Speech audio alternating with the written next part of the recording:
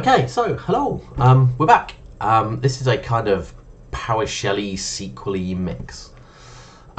This is actually all about Visual Studio Code. Not writing code in Visual Studio, the actual application called Visual Studio Code. With PowerShell in Windows, we use kind of PowerShell 5.1 mostly now. PowerShell 5 has been around since about 2016-ish, I think. And PowerShell, when you actually get it, comes with the ISE, and it also kind of comes with just raw PowerShell, so it looks like a DOS window. But the ISE, which I have here, just allows you to write kind of long, complex kind of scripts up here. And then when you execute them, it executes in the window below. So you kind of get this little bit of kind of ability to write scripts and test them kind of live within PowerShell. So that's what the PowerShell ISE is. Now, PowerShell 5.1, like I said, is the last one that was in Windows. You can now get PowerShell 7 at time of recording, and that's PowerShell Core. Core obviously being cross-platform. So with it being cross-platform, there's no longer an ISE. So if you want an ISE, you actually use Visual Studio Code. Visual Studio Code is perfectly capable of executing PowerShell. Now the fun thing is that Azure Data Studio, which is kind of like the cross-platform version of Management Studio, so SSMS, that is actually built on Visual Studio Code. So therefore Visual Studio Code can also run SQL. Hey. So what I've actually been doing more recently is actually using Visual Studio Code if I've been wanting to do kind of multiple languages in the same flow. I'll show you what I mean, and this is like a really basic example. I mean, you would do a lot more complicated things than this, but this is just a basic example so you can see what I was doing. First things first, Visual Studio Code. If you just type it into Google, you will get this come up. It's got a big download link. You click that, it will take you to a download window. Pick your version. I obviously went for the 64-bit Windows version because I'm on Windows. And then once it's downloading, you'll get this, which just kind of gives you a bit of a getting started, what you should do, etc. So once we've got Visual Studio installed, we can kind of get on with it. So what I was kind of doing initially is I was using SQL Server, which is fine. If I open a file here that I've got, I am going to go to my C temp. There we go. And let's imagine that this was my code. As I said, this is an incredibly simplistic thing that I'm just replicating here. It would be a lot more complicated, but I'm basically just drop tables if they exist, creating a couple of tables, throwing a little bit of data into one of them, nothing into the other one. And then if I run this, we'll see that we have a table with some data and a table with nothing. Great. So now what I was doing was, let's say I was moving data from one table to the other using PowerShell.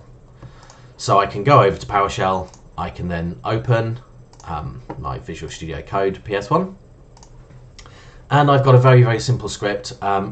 If you don't know what this is doing, we have other videos that actually do explain this. So all you need to do is go onto like our channel, have a look, and you'll find a video that explains exactly what this kind of code is doing, moving data from one machine to another. So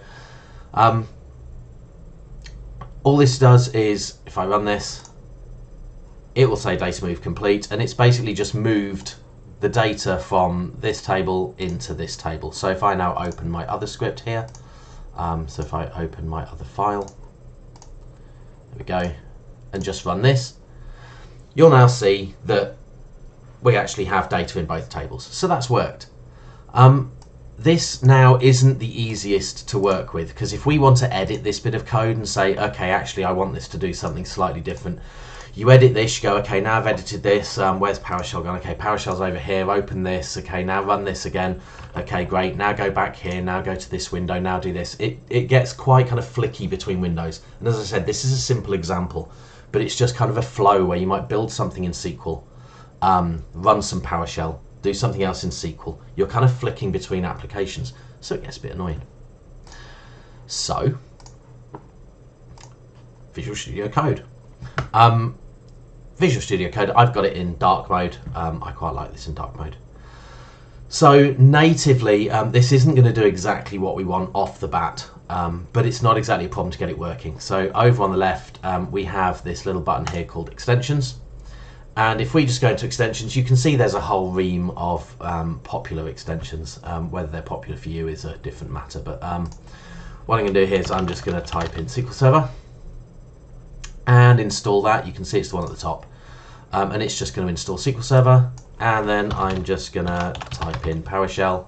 And at the one at the top, install the PowerShell extension as well. So hopefully these will install pretty quickly. It doesn't usually take very long for them to get going. There we go, and they should now both be installed. You can now see here we've got a little SQL Server icon and a little PowerShell icon. Just to make sure it's working properly, I'm going to close that and reopen Visual Studio Code just to make sure that the installs work properly. And now what we can do is we can, we're going to go to my SQL Server and I'm going to connect to a server to start with. So what we're going to do is we are going to say, come on, open my server connection. Come on. It's a little bit irritating when it does this. It just does a bit of a kind of update. You can see it happening on the bottom. You can see what it's doing and trying to update stuff.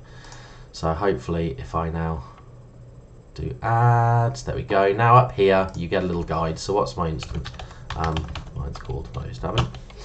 So I'm going to add that. I'm not fussed about connecting to a database, but I'm going to put one in anyway as my test DB.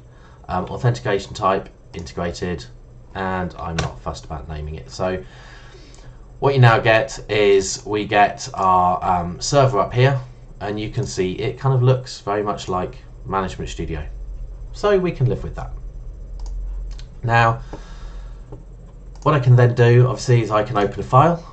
So I'm just going to go to my C drive and my temp, and I am just going to open a file, which is my one, which is the one we had earlier. So you can see it's exactly the same file, and I can therefore run this. There's a little play button up here.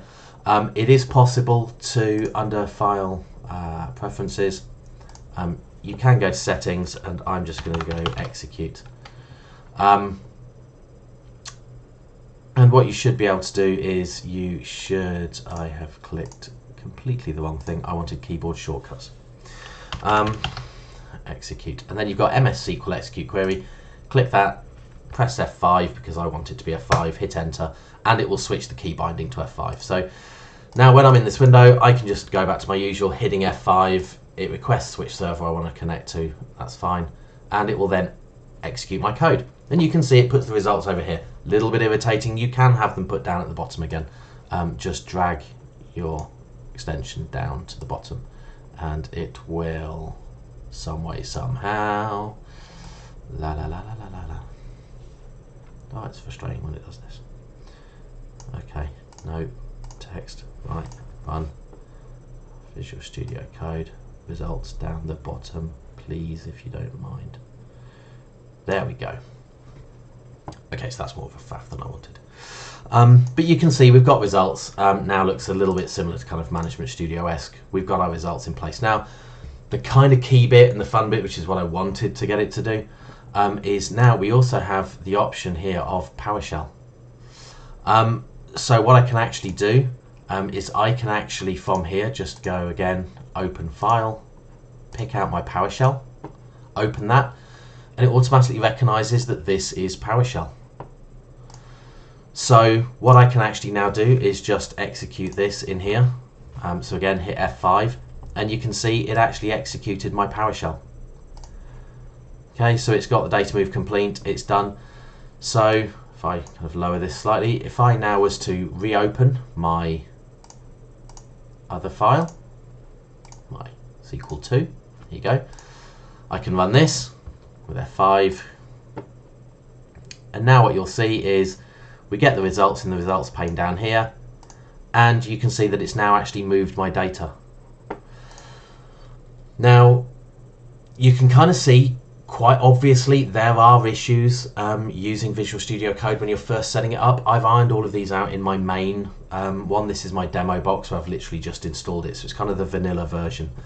But you can easily see how you know, it's very, very easy now to go between your SQL, your PowerShell, back to your SQL without actually going in and out of applications. So in that front, it makes life so much easier. So here I could now say, okay, I actually want to change this and have is auto imported as a bit with a default of 1. So I can now change this. So all I now have to do is run this. And we've now got our new table structure. It's empty, as you can see, but we've got our new table structure.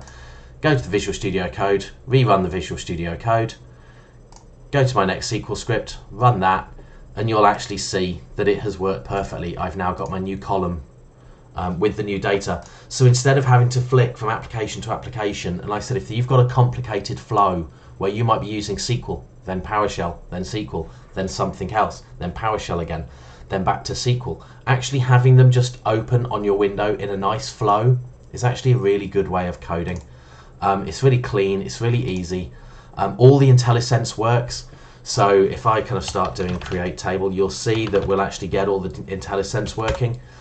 This is the same for PowerShell. You can see we've got the right host. All the IntelliSense works for each individual language.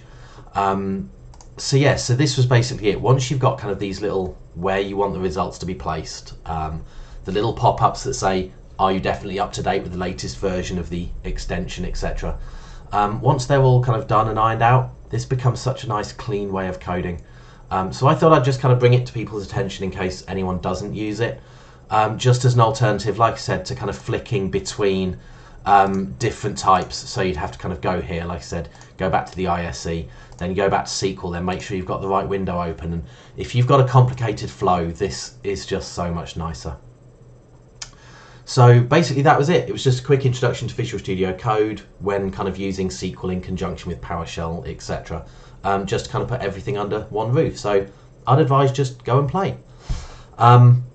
I have stuff about this on our blogs, and so as always, head over to our website, qtech.co.uk. It's listed in the description below.